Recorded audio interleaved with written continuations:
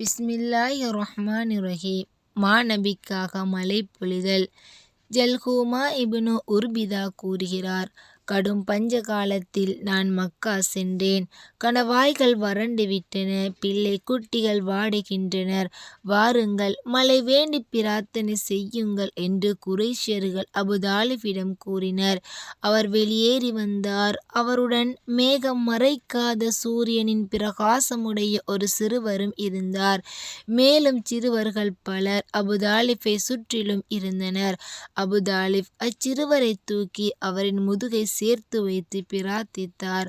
அபூதாலிபின் தோள் புஜத்தை அச்சிறுவர் பற்றி கொண்டார். மேகமற்று கிடந்த வானத்தில் அங்குமிங்குமிருந்து மேகங்கள் ஒன்று திரண்டன. பெரும் மழையால் கணவாய்களில் வெள்ளம் கரை புரண்டோடியது. மக்கா நகரும் அதன் சுற்றுப்புறங்களும் பசுமையாக மாறின. இதை சுட்டி காட்டும் விதமாக அபூதாலிப் கூறினார், அவர் அழகரல்லவோ, அவரை முன்னிறுத்தி நாங்கள் மழை வேண்டுவோம். அவர் அனாதைகளின் அரணல்லவோ, கைம்பெண்களின் காவலரல்லவோ. துறவி பஹீரா.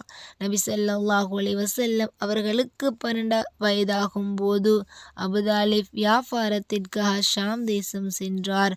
அப்போது நபி அவர்களையும் தன்னுடன் அழைத்துச் சென்றார்.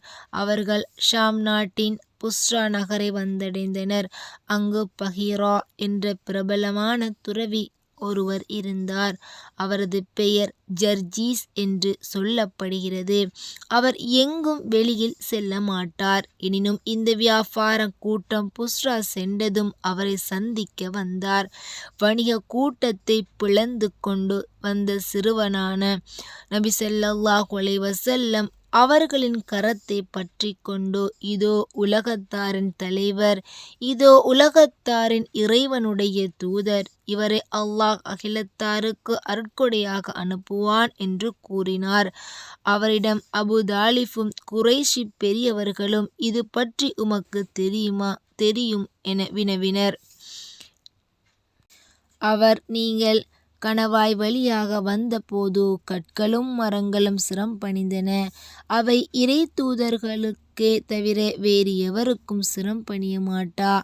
மேலும் அவரது புஜத்துக்கு கீழிருக்கும் ஆப்பிளை போன்ற இறுதி தூதரின் முத்திரையைக் கொண்டும் நான் அவரை அறிவேன். எங்கள் வேதங்களில் அது பற்றி குறிப்பிடப்பட்டுள்ளது என்று கூறினார். பிறகு அவர்களுக்கு விருந்தளித்து உபசரித்தார். அச்சிறுவரை ஷாமுக்கு அழைத்துச் சென்றால் அங்குள்ள ரோமர்கள் மற்றும் யூதர்களால் இவருக்கு ஆபத்து ஏற்படலாம்.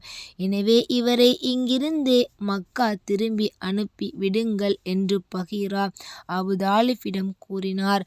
அதற்கிணங்க அபூதாலிப் நபி ஸல்லல்லாஹு அலைஹி வஸல்லம் அவர்களை சில வாலிபர்களுடன் மக்காவுக்கு அனுப்பி வைத்தார்.